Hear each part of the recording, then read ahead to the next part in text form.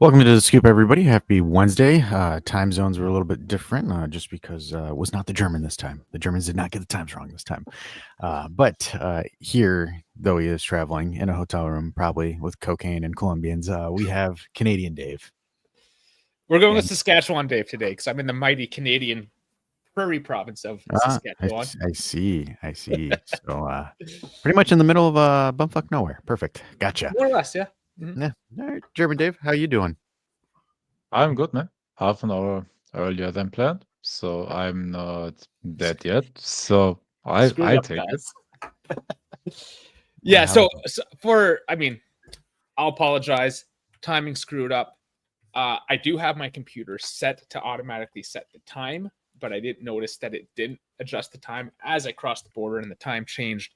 So when I set it up, it defaulted to an hour off. So sorry, here we are, but let's get after it. All right. Well, if you guys haven't seen it, we did do the Euro dive, still name pending, where we kind of broke down a little bit outside of Serie A in general, because again, we are branching out of just the Juventus sphere. So if you want to catch up on other Euro stuff or Euro trash, as we like to say it, tune in on the Monday show. And obviously, we are still keeping the JuvEssentials, so we control with you guys on Wednesdays as well. Today, we've got some interesting things. We'll go over some tidbits of news and give you the scoop of our inside sources of all things that are probably not accurate whatsoever, but whatever, fuck it, we'll do it to clickbait. And then the latter half of the show, we're going to try to break down and see with the personnel that we have, I think what's the best lineup moving forward and how we're going to play. Obviously, Tudor is not going to watch this show because I think Tudor doesn't know how to work YouTube, but I digress. No YouTube in Balkan. No YouTube. It's YouTube in the Balkans. But Dave, you got anything you want us to start this sucker off? So there is a bit of news this week, so we may as well just get it out of the way, right? And then we'll get to some meat and potatoes after that. Of course, I'll just quick fire this, honestly. A lot of this you probably already know, but Tudor's confirmed and possibly even for another year. That part isn't confirmed, but he's here for next season. I'm not happy with that. I know I'm just going to open it up. I'm not happy with that. Extending him to 27 is an absolute stupid mistake that you could do right now. It seems like a very Himmel-y thing to do because he did state that coaches don't really matter. Yeah, but why? I don't know what that means. Well, if you would keep him on a trial contract, because then if he is dead set on keeping the job, he would ball out as a coach from a tactical perspective.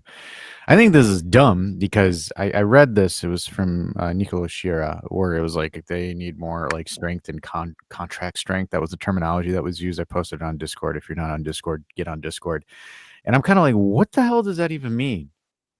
Contract strength, dude. If you more than likely, unless he walks away himself, I am at an 85% rate that dude is getting canned before next season ends, or even at the end of the season. So then he's on the hook for another. I mean, granted, what's his contract? 600,000, $1 million. Yeah, I mean that we want to see what those numbers are. We don't even know. It wasn't much to be the caretaker for those couple months, but is he gonna ask for more? A couple mil, probably. I don't know. That'd be interesting to see how much they pay. Again, if he's paying $3 million, if you're paying $3 million for Tudor as your coach, I think you've lost your mind. And I have a feeling, and we can get into this a bit too, with Gatti, who's on $1.5 million right now, looking for a bit of a raise. So they want to go ahead. Yeah, I was just going to mention that they're going to look at that after the Club World Cup. They're holding that off. But yeah, what were you going to say?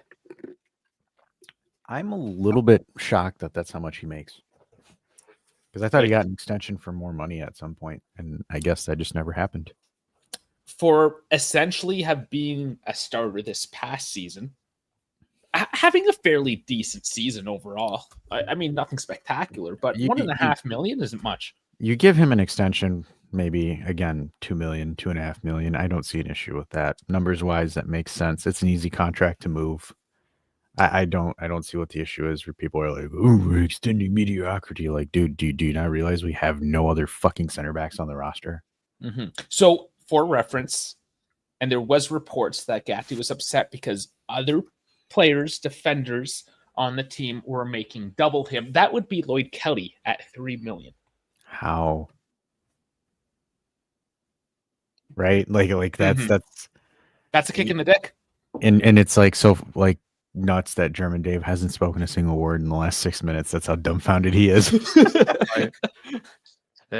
You know my thoughts on Tudor. Look, like I said, I didn't mind him as a caretaker, right?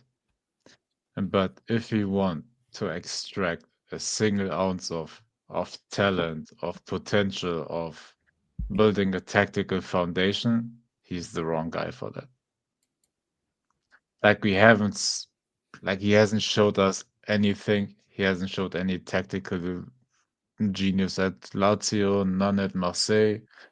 Like the only thing his teams were known for were to be like hard pressing teams, heavy counterattack teams, using counterattack teams, using the wingers a lot.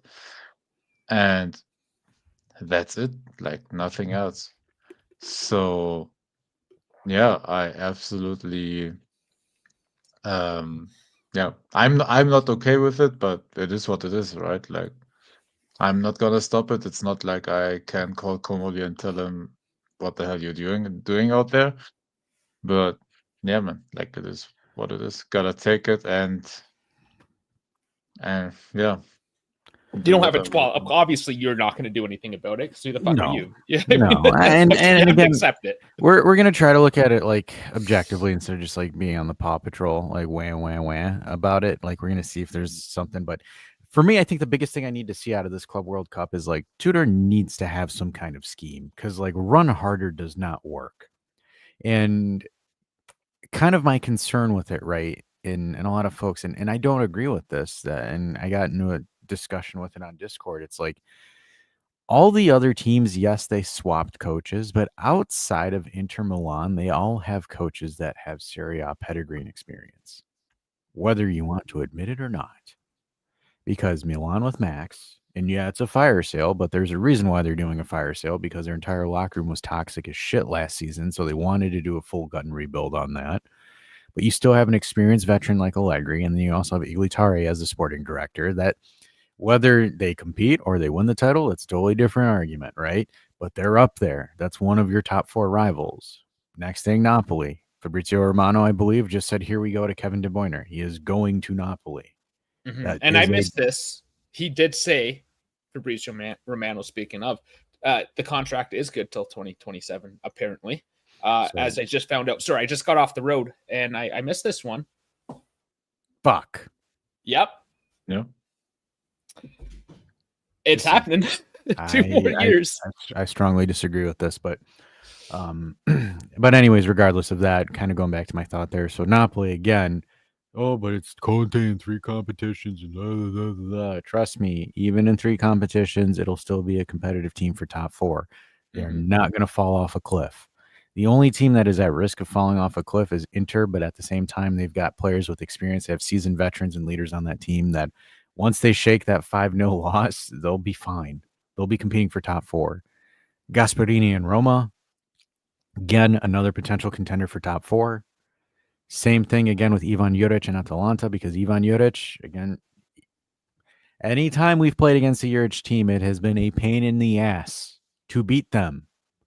It always is. Juric always gets teams to play us hard. And then say what you want about Sadi's balls, but again, that is going to be another team that will compete with you for it. The only one that's potentially in for a nosedive is going to be Fiorentina because you don't know what the situation of Fiorentina is going to be. But there's at least 6 teams that can compete for those top 4 positions. And out of all of those, again, like I said, all of those other coaches have way more experience than Tudor does. And that is where I find that very concerning. And then that's why, again, unfortunately it happened, but I'm in big disagreement with this extension unless he shows us something totally different in these next 2 weeks. Because, dude, here's the other thing, too, that fans don't realize or, the people are like, it's okay.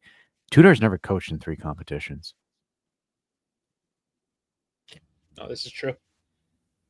Like he hasn't. I haven't seen him again.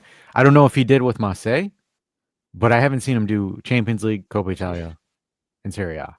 Or Marseille in Europe when he was coaching there. I can't remember. I've seen enough. Sorry, Egon. I've seen enough Dusan this international break to tell me that guy's done. The fact that Mitrovic had a hat trick against Armenia and Dusan couldn't do jack shit. Mind you. I And watched one of that game. and one of them is playing at Saudi Arabia for 2 years now, I believe. Yes. I mean, where are the chances coming from? Like, since when do we create those chances you are speaking about? It's kind of ironic, right? Because this season we didn't create enough chances. The previous or the max season we did, and he led the league in most misses. At this point, get what you can from him, move him on, but apparently he's too good for Turkey. That, oh my God, Turkey, he probably needs Turkey so they can teach him how to be a man. It's kind of ironic. I'm not going to lie. Osimhen went to Turkey, but apparently Dusan's too good for it.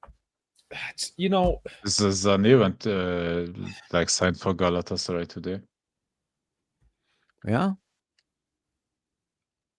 So players are doing that. Yeah. I said I will be there for the Carnage of the Serbia. I would have rather done that than another 2 years of Tudor. But yeah, why would he? We know that he doesn't like the move to the bigger teams. Otherwise, he would be at one by now. So yeah, man, it is what it is. We are stuck in this situation until we find another option. Yeah. So, again, Dusan, if you watch the Albania Serbia game, the dude slipped on a one-on-one chance. Like he slipped. Not surprising. Hard. But go on, Dave. Well, Kamoli, we do have to talk about him a little bit. He had his presser. The data. And I do have Moneyball ready to read. I have it set up on my e-reader. I'm going to read it up, freshen up on that. I'm seeing too much reference to Moneyball. So let's be honest here with Kamoli. He comes out and he says he's a data guy. Great, he's a data guy. He mentions how it works well in the Premier League. It helps reduce injuries. I mean, everything he's saying is good. It's right. There's nothing wrong with being a data guy. It is used in everything and every aspect of our life these days. Everything is digitized. Digital means data. Everything is data. So the more of it that you have, the more of an educated decision you can make at the end of the day. Okay. Just keep the Moneyball part out of it. That's another episode that will be dedicated. Just try to understand that what this means now. It's like you just voted in a very stingy conservative government that's going to make a bunch of cuts across the board. You're going to lose like social health care. The roads are going to be in disrepair, but we're saving money. I think that's what we're kind of getting into right now. We're getting to a state where we'll be good enough, but not good enough to win anything. You know what I'm saying? And we're already seeing this. We have Tudor in, and he's like to state it. He stated we need a sporting director. We have a technical director. Well, where are they? A week away from the Club World Cup. Where are these people? And I don't think he's even that concerned because he's like, fine, I'm saving money right now. I have my numbers. I got Giorgio here, even though he's not really supposed to be on the sporting side. He's being on, but I have a couple of guys around me. Let's just hold up. Let's just see what happens. Throw Tudor at it. The Club World Cup. I kid you not. This is just gonna be a yardstick for Kamoli to see how cheaply he can run this club. And if he can get away with going through the Club World Cup with like throwing zero resources at it, I think we're in for a stingy couple of years. real stingy calculators. By far, we're in for a real like again. I don't anticipate us competing for the next 2 or 3 years. Mhm. I genuinely don't, unless we somehow miraculously just strike fire out of nowhere. I'm not anticipating any kind of competition from our end. Like I just don't see it happening. And and that's the thing where I look at it from that perspective, and I don't really like the Moneyball analogy that is being used, to be honest with you. It's not great. It's not a great analogy whatsoever, because we're looking at, like, for example, people keep mistaking Moneyball as it being like youngsters or things like that. No, like That was a Moneyball. liberal comment, wasn't it? I don't know where I saw that, but it's like, oh, at least he's going to bring in youngsters. We're going to have this Moneyball approach. That's not what that means. That's not what Moneyball is. Because, like, for example, Moneyball is essentially the island of misfit toys, right? It's for defects. You're taking essentially the best example of Moneyball was Leicester City in 2015, 2016. Right? And German Dave, because you're more of a Premier League snob than all of us here on the panel, you can agree that team was one of the most ragtag teams ever built. Yeah. But everything just clicked into place and everything complemented each other. Because, like, for example, Wes Morgan, Robin Huth, I think was it? Every single position was duct tape. Honestly, It was. it was a team duct tape together that within the situation they were in built a chemistry, and everybody like put their egos aside, because Leicester wasn't a team where you had any big sort of success in the like in the yeah in the short term past, like if you think about that. So if you don't have a coach that will keep the egos in check, players will fly high. You have to temper the expectations, and as well at the same time, like push your players to their limits and somehow be able to manage their egos. And Ranieri was perfect for that, He man. was. Like he is the perfect man manager. No, he And is. it was a very pragmatic team. Like Robert Huth Oh, is absolutely. wasn't good at the ball, for example, as a center back. He's a over 2 meter Same thing with Wes giant Morgan. center back. Yeah. Same thing with Wes Morgan. He wasn't this ball But playing but center back. but what they had, Jamie Vardy, elite goal scorer, Riyad Mahrez, like incredible. That was his breakout season. And I don't, And it and I can argue with you, German Dave. I don't think Riyad Mahrez came close to the production he did that season at Leicester ever again after that. Oh he never reached that again. Yeah, that the problem is like Pep made him into a machine like he does to every creative player. Like he completely like destroyed his creativity and just turned him into a robot. Running to the touch, inverting. That's how he did it. But No, yeah, and that's why the reason why that was a Moneyball team, because all of those players were misfit toys. Like, for example, even Jamie Vardy, when he came into the team, was just a guy from Fleetwood. Mahrez from Saint Etienne, I believe that was where he came in from. N'Golo Kante, all of those players came in from just random, and it was just patchwork. Let's just put these together, get out of the relegation zone. Liverpool is not a Moneyball. Klopp did not Moneyball that team. I'm telling you right now. He had money. He had money. he had money, but he in his first season, it's not the perfect analogy, but I guess it works because he essentially got like a couple of misfits that were never superstars. And then like a couple of years into his tenure was when he got like Virgil van Dijk and Alisson as a goalkeeper, for example. Because what he did his first 2 seasons was get enough Champions League revenue to then start Yeah. justifying the spend. Yeah. That's not a Moneyball approach. A Moneyball approach is that you take, and it's a quick turnaround. It's not a long-term project. Moneyballs aren't long-term projects. Like, for example, with the A's. The A's went from nothing to something within a calendar year, effectively. And that's because, again, they're looking at players with defects. So in baseball, there's a certain arm mechanic that you throw the ball. If you don't throw it that mechanic, you were labeled off as a defect and your value would go below. Doesn't matter how fast you threw it or how well you threw it, just because of the mechanic. And that's what the A's did, was they took a guy because he didn't throw it this way, he threw it this way. He was paid less and his contract demanded less. So then, with that being said, they would then build a roster of players that had the stats but were below market value because of a certain defect to the aspect of the game. And that's how it worked. Same thing with Leicester City. Because again, Leicester City was players pulled in from different areas and different things. None of them were anything good or anything crazy. They brought them into a pragmatic system that complemented themselves, that complemented each other. Because, like, for example, gegenpressing isn't kind of like a Moneyball technique. Gegenpressing, you need a specific talent set to execute that. Which could tie into it, because if you want a very specific style of play, you corner the market and you use that data to find those particular individuals. It's a part of it again.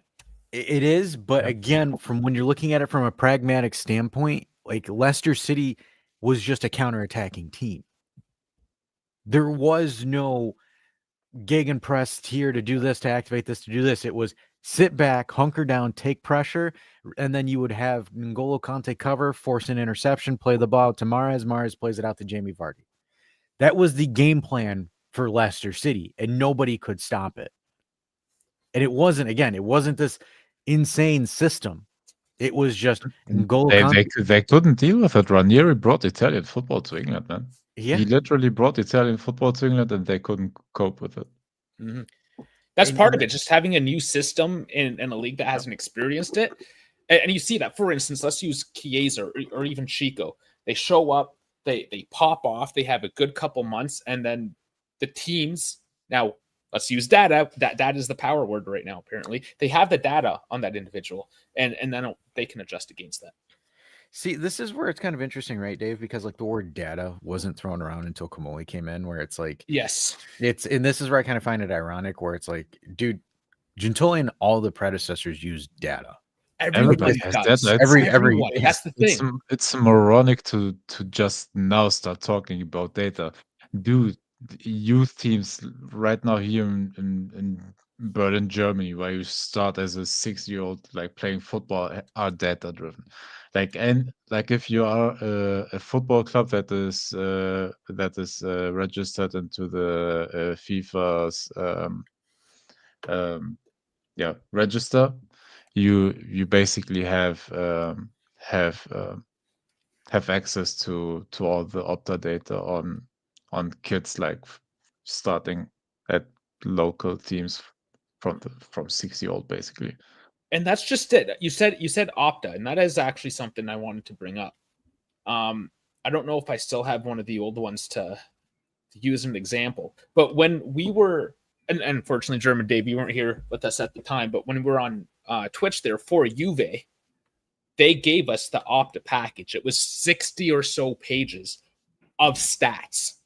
Yeah. And both teams get that. The teams pay Opta. I don't know how much. Like, you actually have to be a team. It's a lot of money. Like, you and I, we can't afford that, however much it is.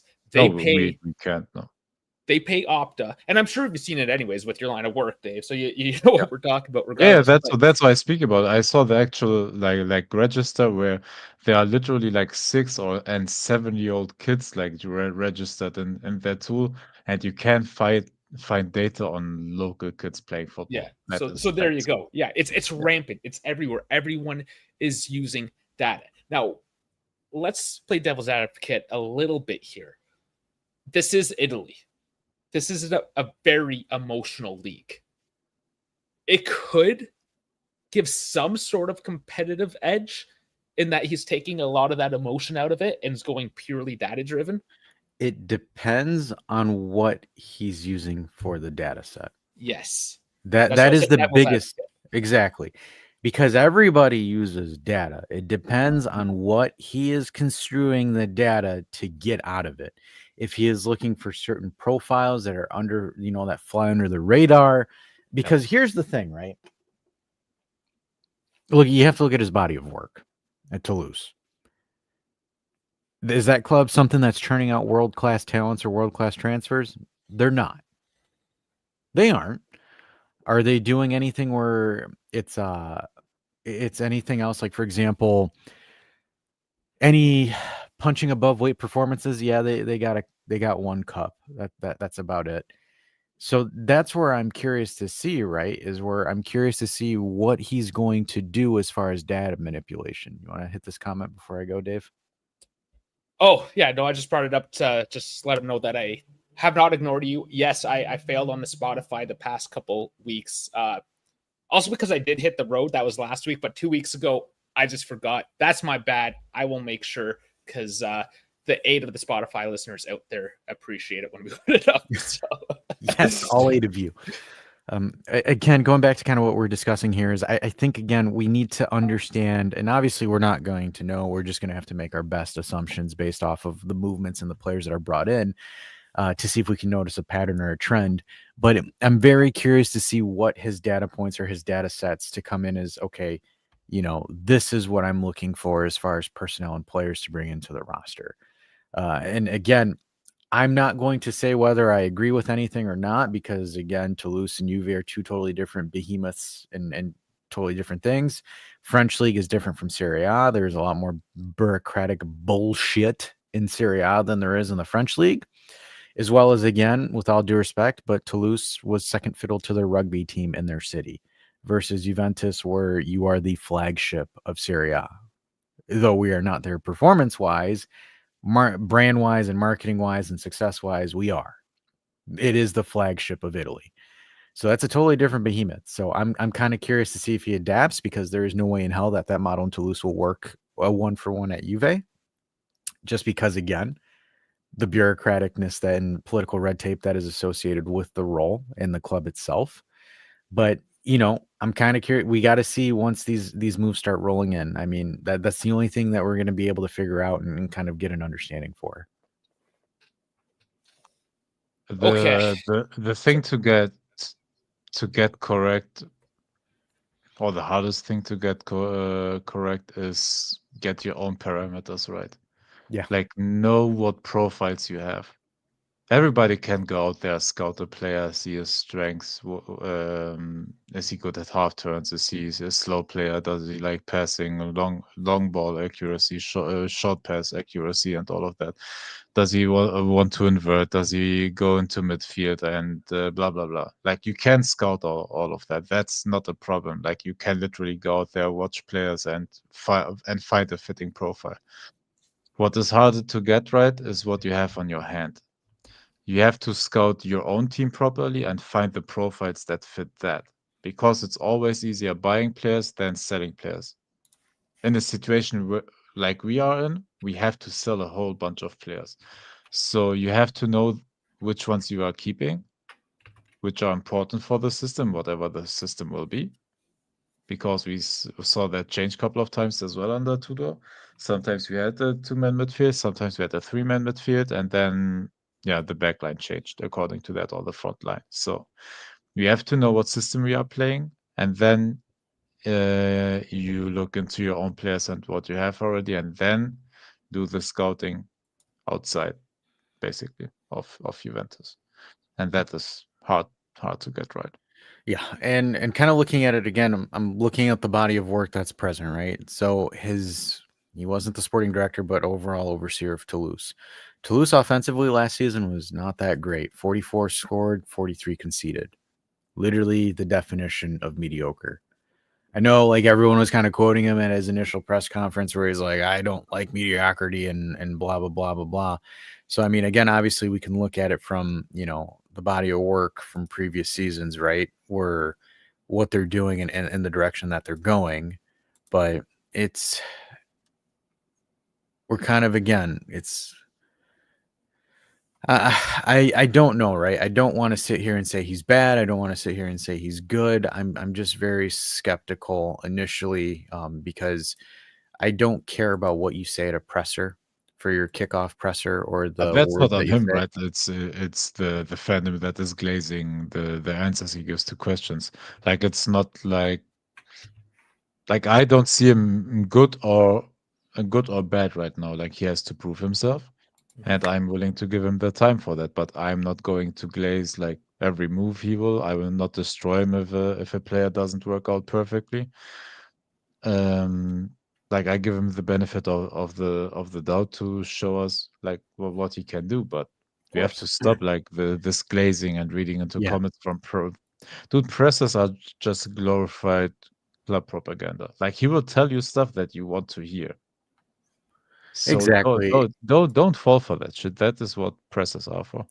So because the reason why I'm kind of like a little bit because so Toulouse was relegated from League in 2019 to 2020. They returned to League in 2022, and since then they have been. You could say that they've been improving. They finished 13th their maiden campaign, 11th the next campaign, and 10th last season.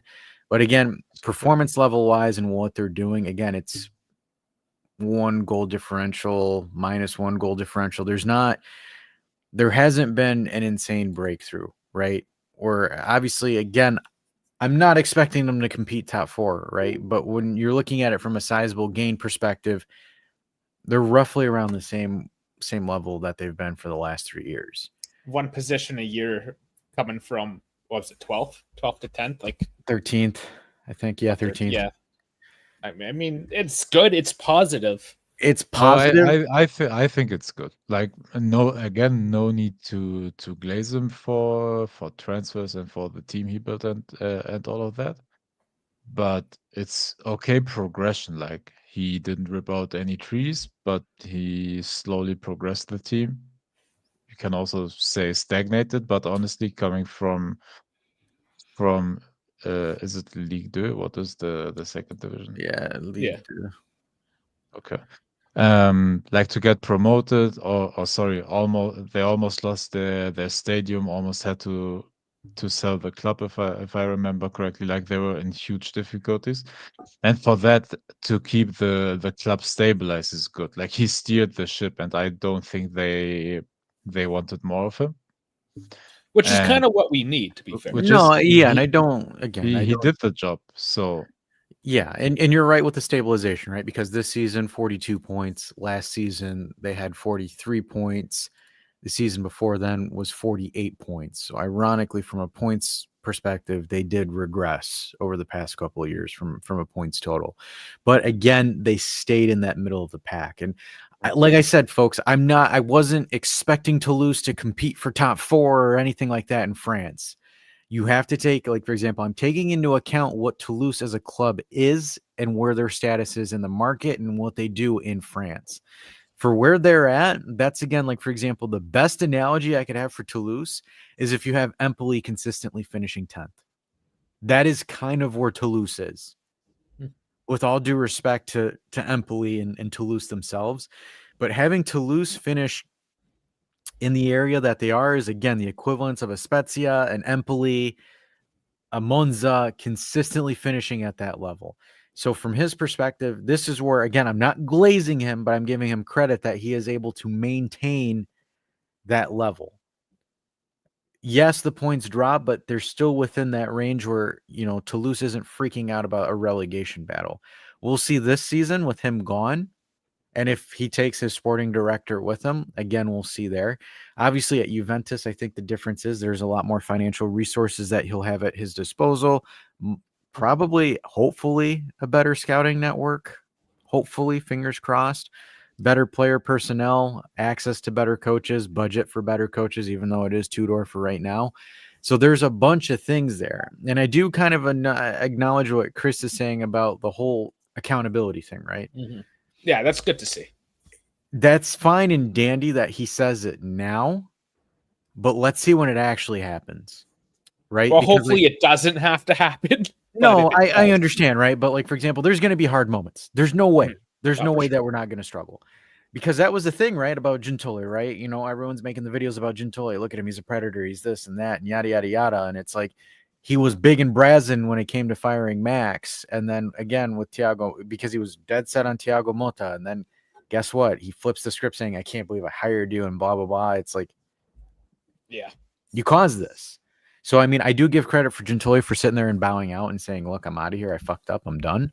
I think Juve kind of did him a solid by not sacking him, which I don't agree with because they let him bow with his head held high instead of sacking him because he should have been sacked. If we fired him, we would have had to give him like every single penny. So that's why like a they million can't do that. a season. Mhm. It's I like, know, but 10 pennies or not. but that's where I'm curious to see when he starts assembling the staff, and that's going to be the main thing. Obviously, for me personally, I don't agree with his move to extend Tudor until 27. I think that was a short-sighted move. But whatever, if he's not being paid $1 million, or if he's not being paid a lot of money, you sack Tudor. What are you going to do? Pay him $600,000 to be unemployed for a couple of months? Like, whatever, right? But again, my concern is if you don't have the long-term envisioning of Tudor, do not buy him players. Well, let's flex a little bit. Antonio's had this comment here for a while, and it is something that is very relevant right now. Because this came out today. Fratesi over Tonali. So Tonali, we can't afford him. I think there's no discussion there, right? We just can't afford him. 100 million plus? No. He's not even Fratesi? worth that much. No, he's not. Fratesi, though. Well, first off, will Inter deal with us? Yes, that's the main question. I mean, that's a very big roadblock right there. Honestly, I think interest in transfer dealings way more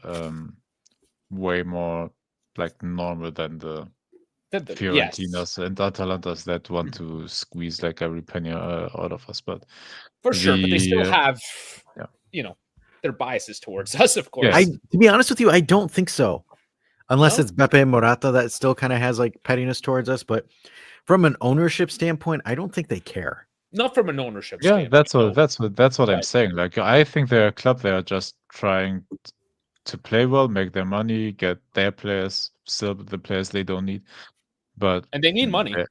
Because the priority for Oak Tree is that we need to get a profit. We need to make sure that the asset is stable before we sell, so it is more attractive to a potential buyer.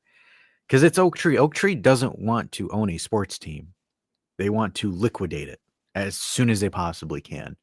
And I think right now Inter isn't attractive for a potential owner to purchase because, again, the financial issues that they have. And if they get busted for whatever this fake, or I don't want to say fake, but this alleged French report comes out, or if it's true or anything like that, it makes the asset look even worse for them as far as them to motivate a sale. So to be honest with you, ironically saying this, like what you're saying, Canadian Dave, is that I could see Inter sell Fratesi to Juve for 20 to 25 million. It's not. And I would take that, to be honest with you. I would, if you were to get Davide Fratesi for 20 to 25 million, I would do that deal. That's not that bad, honestly. Yeah. He's, again, not a world beater. He was glazed because he was a young Italian, and then he got almost no minutes. He was an off the bench kind of guy at Inter. He was glazed because he played at Sassuolo. Yeah. Would that not be amazing having both? Locatelli, Raspadori, Pinamonte, Fratesi, Berardi. All of those. Like, for some reason, if you were playing at Sassuolo, IFTV would say you're the greatest thing in the world because of fucking De Zerbi. And the hipster green and black jerseys. Yes. No, honestly, I don't want neither Fratesi nor Tonali because he's too expensive, and we have like two players that can play all a similar-ish playing style.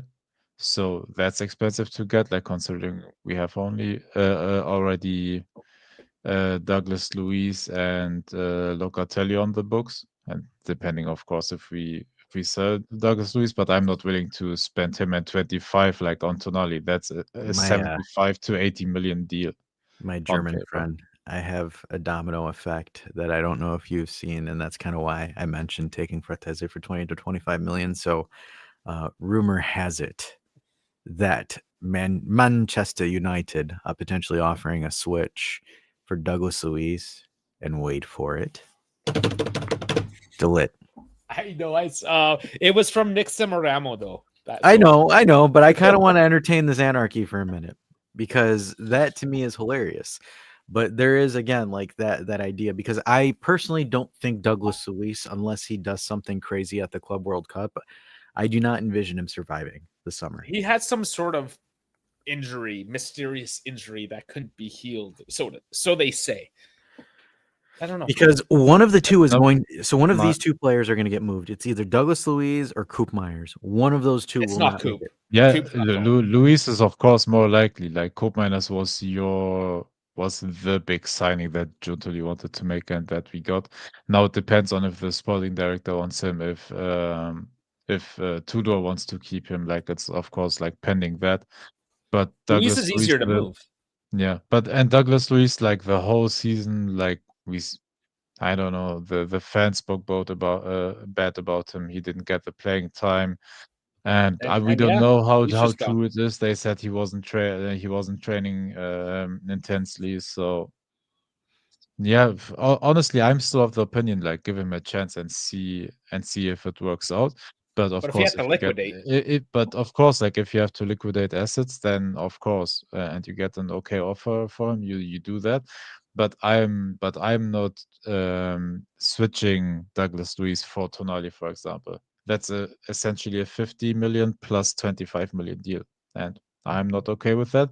And Fratesi as well. Like we need creativity, and he's not that. Fratesi is a box crasher, arriving late into the box and scoring. Yeah, but Like let that's me that. go ahead, German Dave. I have a question when you finish. Yeah, and I just don't think that's a profile that we need right now because we still have Cope minus and at the box and sorry on the books, and they would occupy almost the same-ish position but interpreted differently, and then you still have a McKennie on the books, and we will have Miretti and Fagioli returning depending on what they do. Moretti might stay at Genoa. Fagioli's not returning. Fagioli's The- his No, but he's gone. Yeah, he's Joey's gone. gone. yeah, but yeah, okay, but yeah, depending on the situation, okay. And Yeah, and we are a little thick for I midfielders. I just don't think there's a space right now for Fratesi. And to get the new players, just think we need other profiles or different So It's profiles. not the it's not the best. I think here's the thing that I'm thinking, right? I think McKennie is not long for this team. I think at some point he will either walk and go somewhere else because they won't give him 3.5 mil or something like that, Yeah. or he'll get transferred or he'll get converted into a fullback position. Because, like for example, skill level wise, would you argue and say that Fratesi is an upgrade off of McKennie? I would say yes. Yeah. Technically, I yes. I don't disagree with that. Yeah. And I would say again, technically, but I love Mac's mentality. Like you can't yeah, go- I love McKennie. Like On McKennie is a on great. the technical level, Fratesi is better at everything, at passing, shooting, and all of that. But McKennie has a better motor and runs even more and hustles more and Which works is a bit more defensively. why I could see him filling in as a fullback, or not a fullback, as a wing back. I think he will actually. McKennie. I mean, he played everything but striker last year. I wish he played striker last season. Oh, he probably would have done all right. No, But because he's just too valuable, I think. so we have where well, and it makes me wonder what Tudor's going to run 3 midfielders regardless of his formation, right? So again, it's Locatelli and Thuram. Those are your double pivots. Those are going to be the things that you'll have off rip. Here, my friend, I'm ready. So, look, because you said we can go into your midfield in a second. Look, McKennie, I put him right here on the bench for now. This is our fullback depth. Like depending on how he will, we will play. Like this is how we played the last couple of games of the season. I can't see because I'm on a smaller screen Oh, tonight. it's a 3-4-2-1 basically. No, I just want to make sure Chico. Yeah, you have Chico and Colo. Yes, they have been confirmed for the Club World Cup at least. Yeah, So I just want to make sure they're still. that's why I have them up there. Rugani Can is you- confirmed. Can you Rugani put is confirmed to be back. Dusan in? Can you put Dusan in the garbage can? Yeah, for you. I put him down there with the goalkeepers. All right. So, Rugani is returning, so I put him centrally because Bremer is still out. Like we got confirmed that he will not play at the Club World Cup. That leaves you with essentially this back line here, depending on if Savona will play right center back or there. But this is where he played essentially also in the last couple of months. So this would be your lineup. Kostic will return for the Club World Cup as well, right? From Fenerbahce. Correct. Yes, Okay. but Rugani and Kostic are your new signings. they're Okay. there, but there's rumors again with Kostic. But for now, yes. Okay. So our fullbacks right now are Cambiaso and Kostic on the left, Costa and Kalulu on the right. McKennie is still hovering here somewhere, and where did I say McKennie? I mean where? Is still That's some he racist to Americans. no, yeah, I confused my American, sorry. So where I don't know what we consider him. Like I don't know, right wing You back just put him or on the bench because I think yeah, he's just utility. I don't yeah. know. And He then you is have your round McKennie. peg for Like your round hole. where's like right now, he would be, in my opinion, like somewhere here where we need a sub. Because I think we have the fullback depth.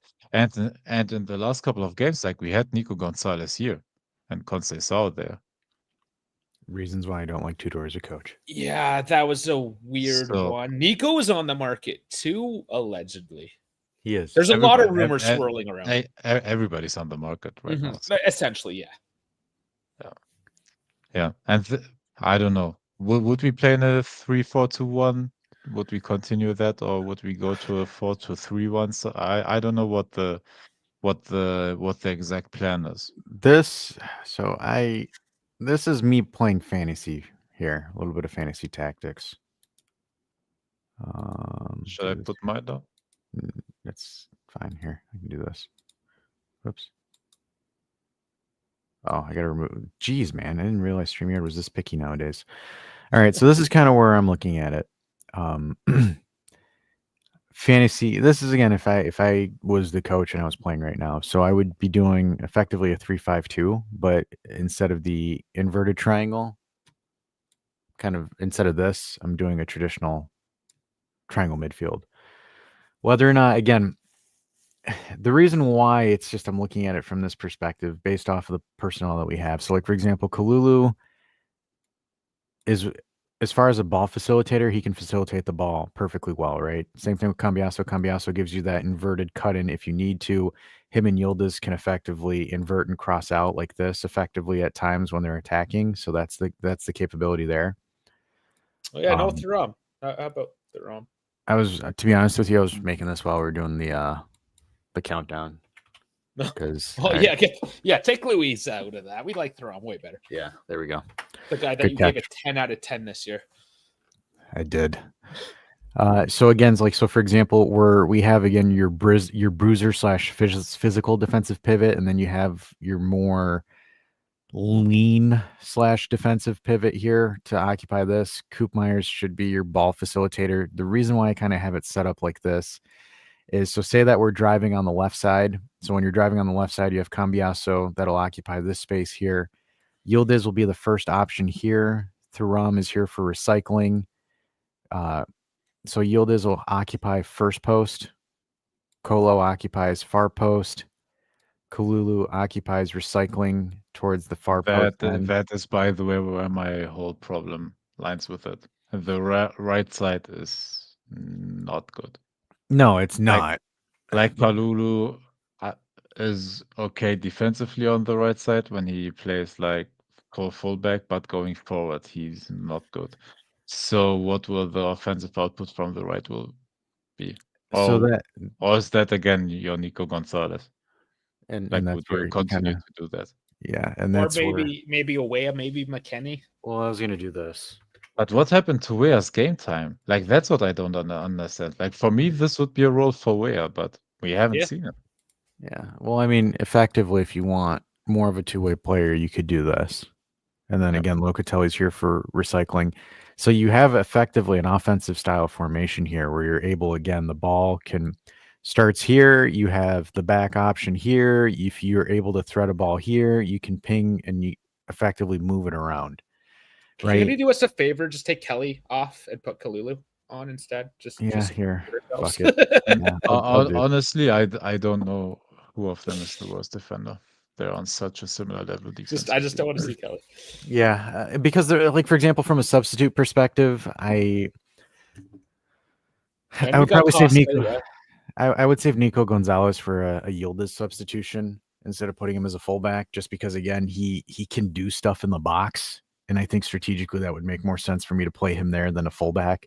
I think McKennie offers you what you need. He has a motor. He can go up and down the field. He's physical. He can win the ball.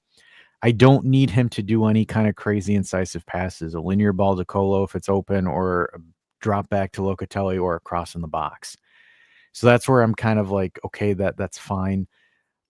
This again, in theory, with a back three, if you know how to track back properly, it doesn't really matter as far as defensive capabilities. It's just the idea is how fast are these guys going to effectively attack? That's going to be the question, whether or not they have the IQ to understand the patterns and to move the ball forward. Because the idea is when you're in a defensive shape, so let's kind of move these guys back.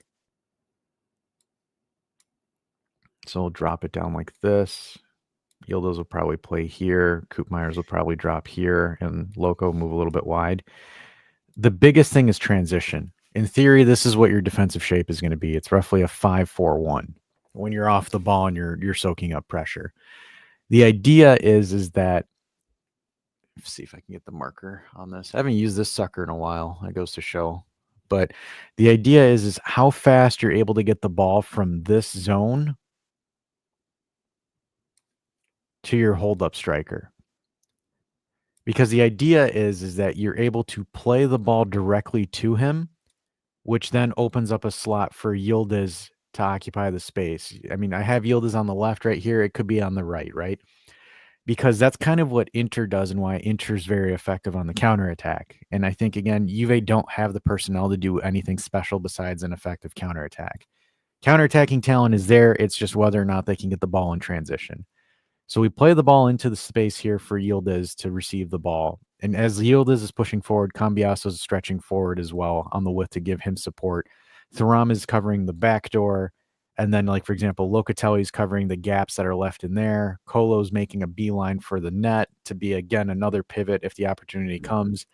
Then Koopmeyers is there essentially to cover the back door for Colo. And then McKennie's covering any kind of gaps or spaces here. If Cambiasso's the go-to man, McKennie hangs a little bit back to stop or stifle any counterattacks, and then it just, again, it follows through like this offensively, right? The issue is whether or not they can execute this quickly and efficiently, because you can do this offense. It's not going to be the same way. You can come at this offensively in multiple packages. It is very, very dependent on player IQ to recognize space, timing, and when to run and when to play the ball. Because in theory, you can turn this to be very, very offensive, extremely offensive. It's a matter of, are you able, because to go from here to here, you could effectively do it in about 3 to 4 passes if you know what you're doing. Well, Inter, I mean, if you watch Inter, they play a variation of this, right? And when they're on, that is what they do. Yeah. And that's where, again, from that perspective, I think Juve need to stop. And because here's the added benefit to Tudor is Tudor can get these teams physically fit. It's just he doesn't know how to line them up or do substitutions. My thing with that whole look, I love the counterattack idea. The problem is, like, who do we have to progress the ball? That's where I was hoping Douglas Luiz would be fit. That's the problem. The creative piece. The only time we get quick ball carrying, quick passes. Oh, sorry, we don't get quick passes, but the only time we get quick ball carrying is when Thuram has a bit of space and runs, like, literally the length of the pitch, bulldozes. Yeah. And that's the only time we are dangerous in a quick build up. But we don't get that on the right side. Sometimes we got it from Nico Gonzalez, but that only worked when Kolo Muani was opening up a space, because literally no defender respected Vlahovic to occupy more than one defender. So we never got, like, any space to play the ball into, to get, I don't know. We need a couple of changes, man. Like this team, I'm sorry, but this team is not good. Like which of our players, like, are, like, actually technically gifted. Cambiaso is, Yildiz is. Who else? Like, is one of our center backs like actual like technically gifted, like ball carrying, passing, I think we defending a need high to just line? play it simple. I think we just need to simplify it a little bit Mm-hmm. because it's just like if we're able to position properly to the point where you just need to do a linear pass, I think we can compensate for it. But I don't think that our players are intelligent enough or have the football IQ to open up those spaces to be free. Just have You Tudor have clap their cheeks. He will. I mean, you have to essentially open up like a whole gap in that midfield line, right? Like in between Thuram and Locatelli. But how is the ball supposed to land there when Locatelli is like literally like zero danger offensively and he always sits deep? And Thuram is good at ball carrying, but we know not the greatest passer. So which which opposing midfielders will respect them enough to give us that space? We won't get that. That's my fear. It's going to be ugly. It's going to be And worse than Allegri yeah, ball, maybe. But it nothing is can be worse because than that. no and to overcompensate with that, you usually need like quick wing backs that are running up and down the pitch that are quick, and we don't even have that. Cambiaso is not the quickest, right? But he gets like somewhere he lands at the right spot. That's But we where don't Away have and McKennie would come in, but then we don't they're have not it on the most. right side. It's I mean, there is no perfect solution with what we have No, right there's now. not. There's not. Now, Dash, have you seen this? What I have on the screen? I cannot believe that. That is insane. Tudor will have an option until 2028 included in his Juventus deal, according to Sky Sports. 3 damn years. Buckle up, boys. That is the Thiago Motta contract. If that is true, that is shocking. Let's hope he just kills it. We're pleasantly surprised. Let's see what because happens. Here's the thing, right? With one game a week, he effectively had the same win percentages, roughly about the same win percentage as Motta. 2 points per game on average is what he was touted, and apparently that's good enough. I like to see it a bit more. It's never going to be 3, of course, but was it a 2 flat? Was it 2 flat? Well, I wonder what was Motta's game points per. I think it was similar. I don't have the numbers right up. No. I mean, that was just an ex post. It could have been like 1.9. I don't know. And that was coming from Juve as well. I think it was Kamoli that said it's like, yeah, Tudor got 2 points per game. He's the man. That's when he was saying that he was the man for the job, right? It was like just a stat that Kamoli threw out. Yeah. So if we're going again, I'm doing some quick math here. Yeah, if we're doing a 2 points per game, that's 76 points. That is the same. Same as I think that's where we were at effectively. Yeah. So hovering for Champions League places. Hovering. 4th, 5th. You're going to be in Europe. Are you going to the Balkans or are you going to Spain? It's that's where we're playing. Or we're playing with that heat, that fire. Oh, I would like to see the lineup, by the way. Now I have drawn mine up, and you can compare that to Dash, and maybe you can hold a little vote in the comments which you like more. Oh, who's this better? I didn't know if this was a game. I could have thrown one up, but not tonight. Not tonight. I went from a more of a tactical perspective. He's just like going with the best 11.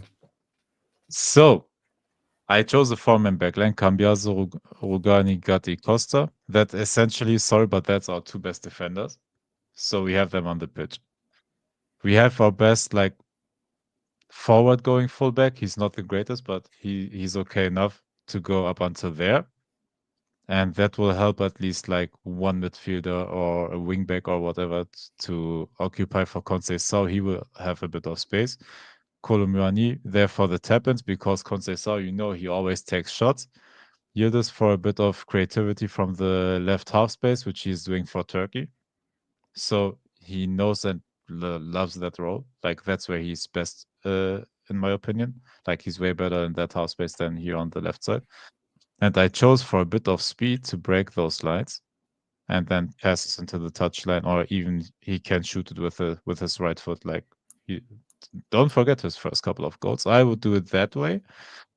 And that gives us a bit of offensive power. We have our best midfielders.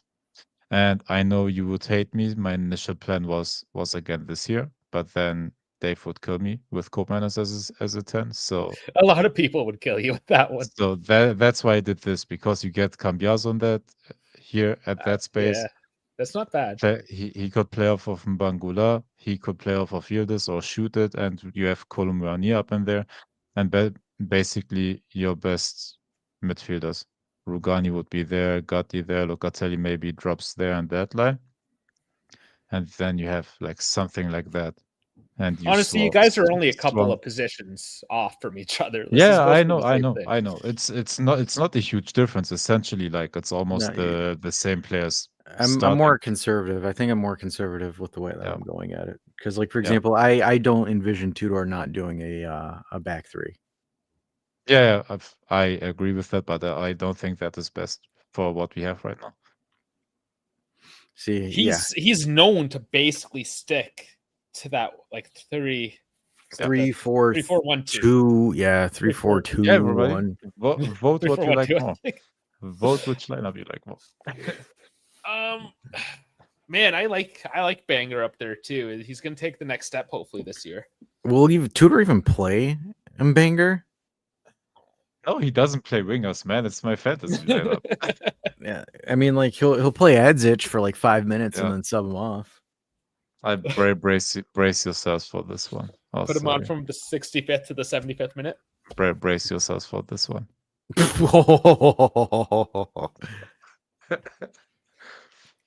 Oh, goddamn, man. Goddamn.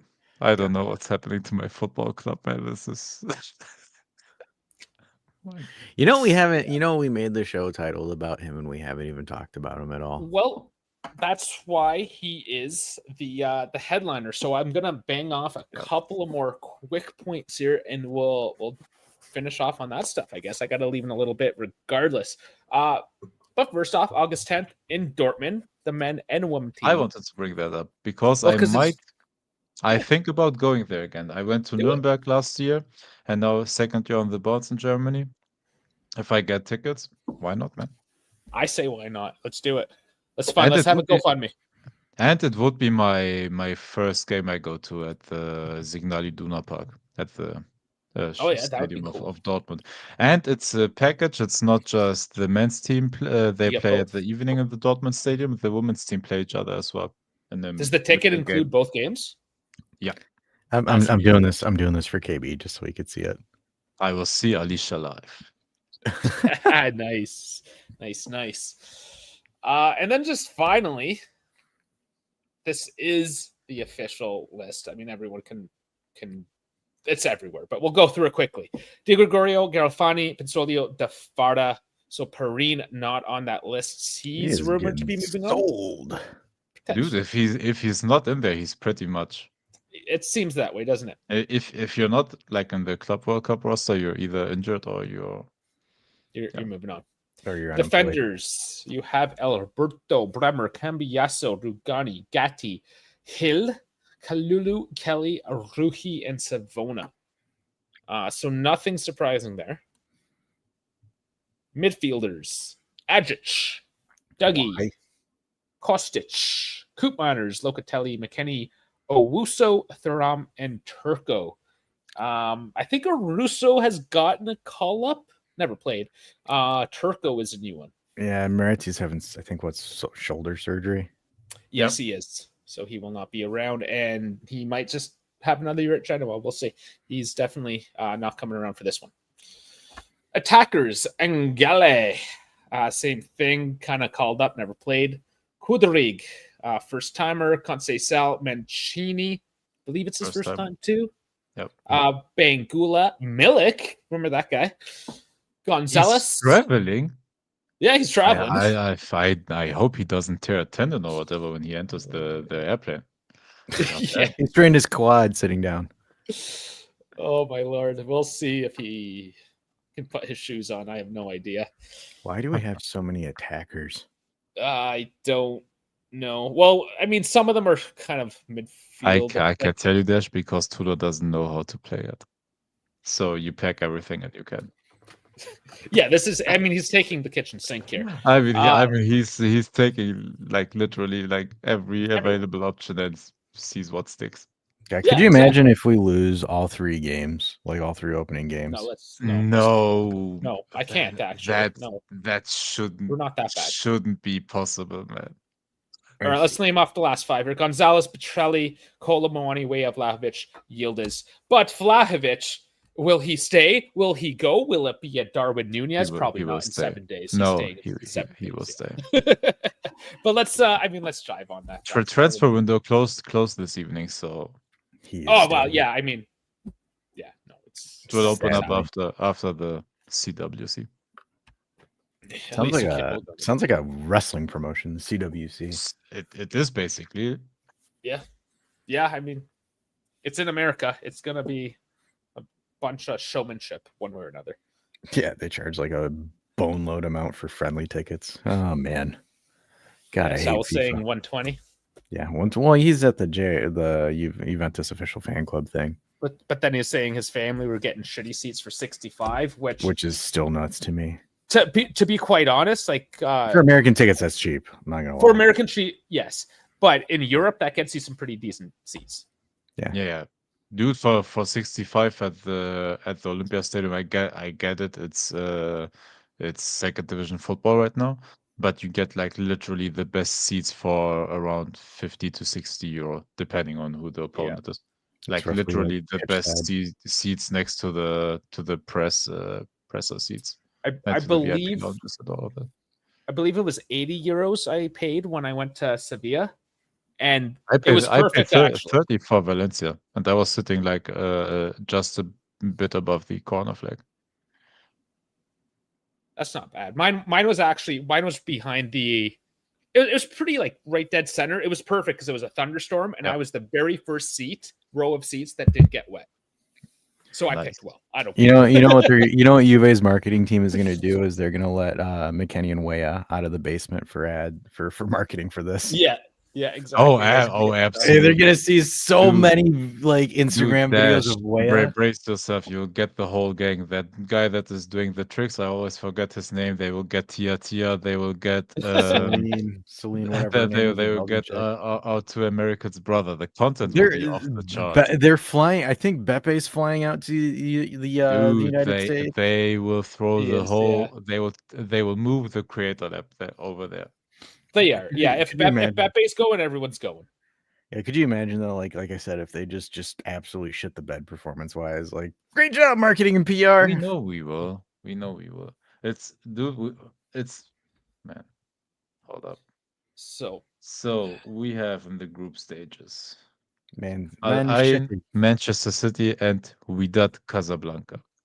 So could you imagine losing to Casablanca? I can't take that serious if we do. I am comfortable enough to predict 2 wins in that group.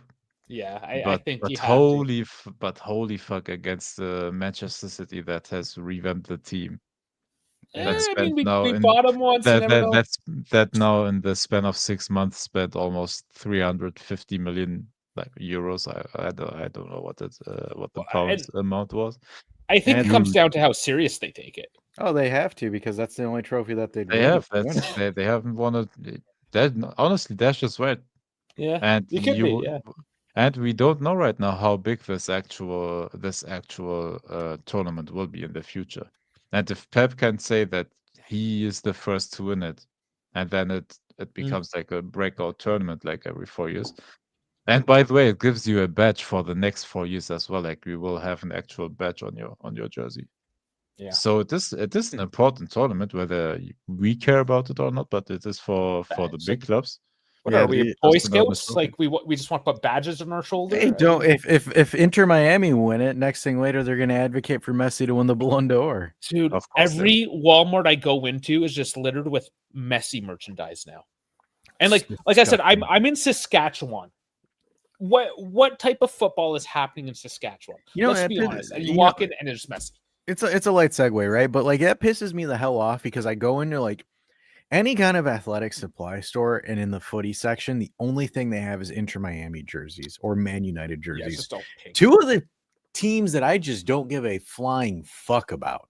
Mhm. And especially it's like, why would I like who sits there and just like, yeah, let me buy a Messi jersey and wear it? It's for Like the an Inter kids. Miami Messi jersey. It's kids. It is insane. So let's talk about this. This is funny as hell. This is how we'll end the show.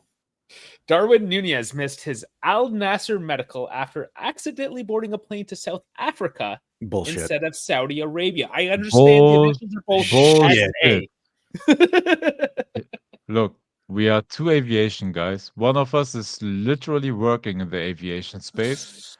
How it's sorry, I'm not asking No, how it doesn't. it is impossible to board a plane that you aren't supposed to be on. It's These days, impossible. yes, because he's probably It's flying from impossible. England, where England has some pretty first world kind of airport shit going on, Yeah. right? Like they check, they scan that shit before you get on the plane. Yeah. And trust me, Darwin is not booking his flights himself. A No, he's manager not. or an agent or lady or whoever there is around him, they will do that. So, goddamn, leave the guy alone for fuck's sake, man. The poor guy suffers enough from being ridiculed. You don't need to question his intellect as well now, man. It is impossible. It is literally impossible to board to board the wrong plane. Yeah, With it's the amount of it's damn near with the impossible. amount of security checks, passport checks, and all of that, it's impossible. Unless you're explicitly like trying to work the system, like it can happen, but you're explicitly trying to make that happen. Yeah, and trust me, he didn't want to do that on purpose. God damn it! These stories are so dumb. It's kind of funny. Regardless, I'm looking at just general Darwin Nunez. Milan now apparently are looking at him. Everyone's looking at him. He's on the market. I think that's kind of like a Vlahovic thing. Oh yeah, this person's interested. They're interested. He's not going. He's not going anywhere. Unless, okay, let's talk about it. Do we trade a Vlahovic for just faster Vlahovic?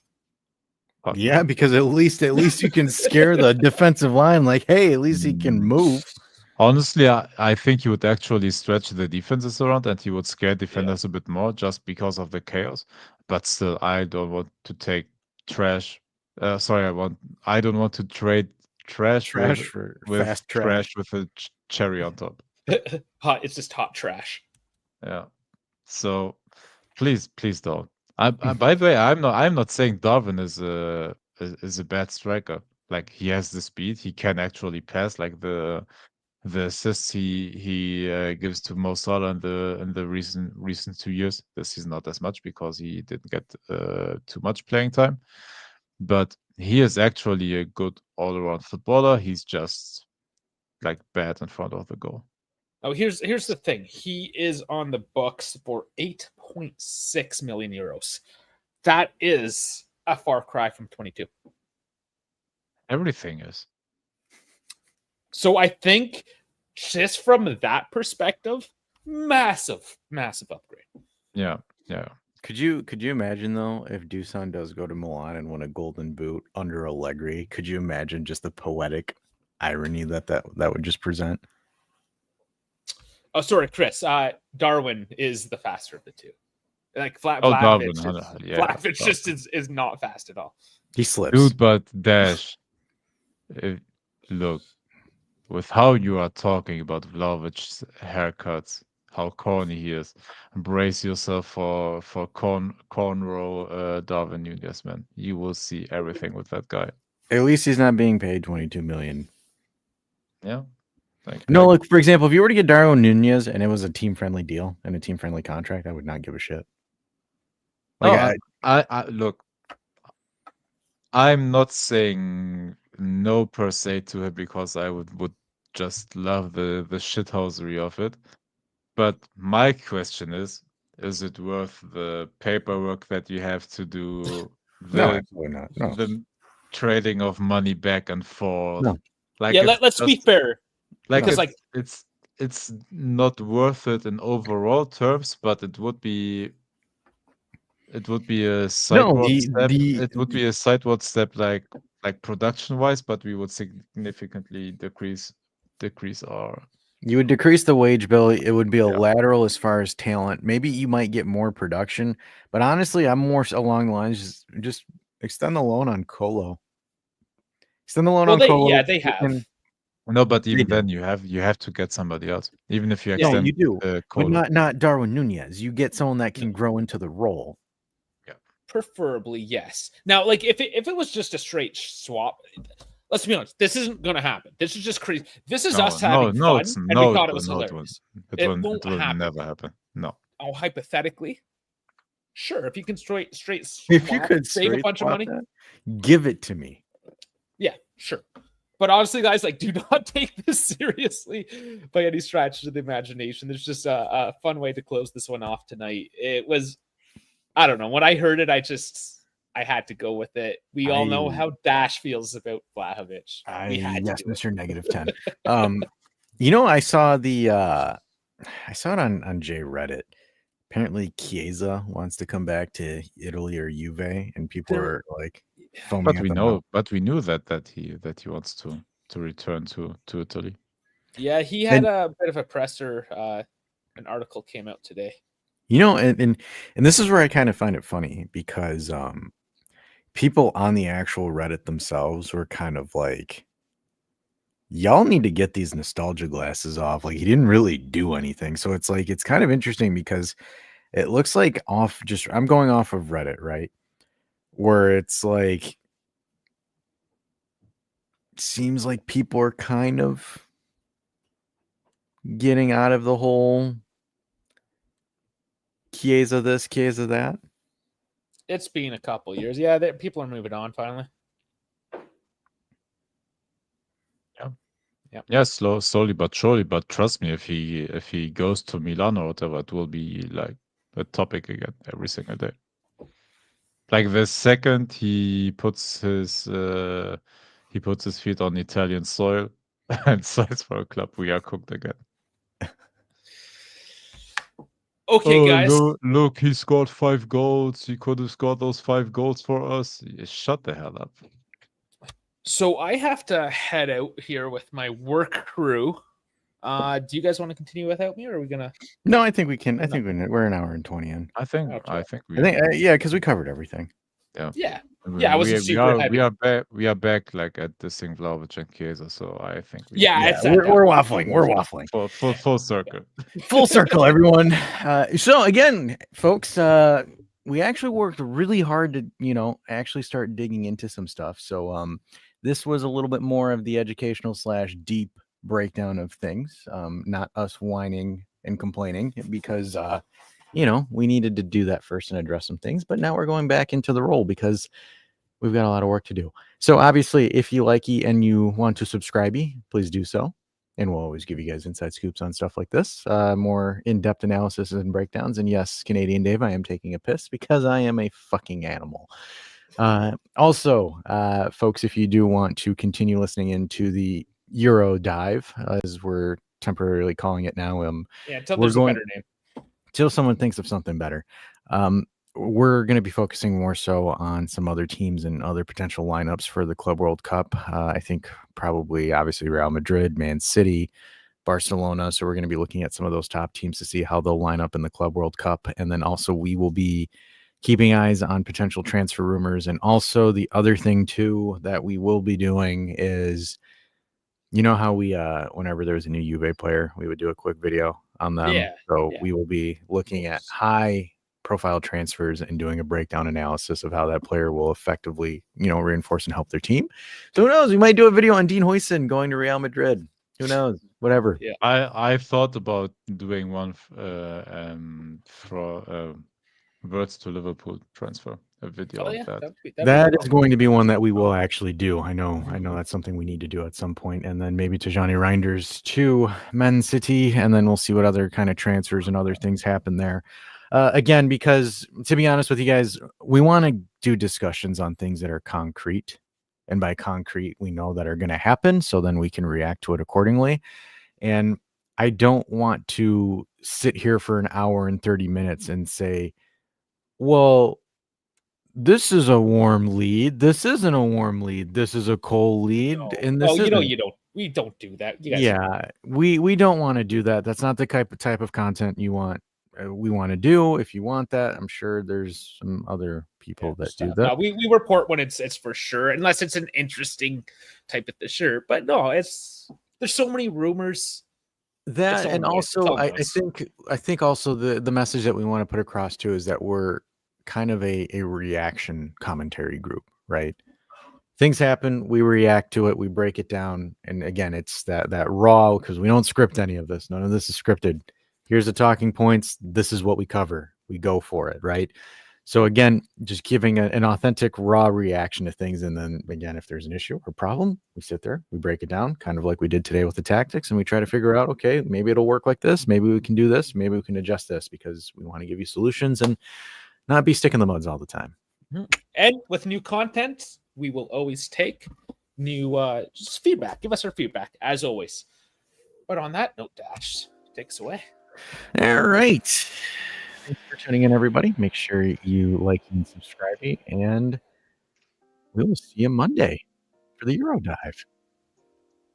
Good night, everyone. Like and subscribe.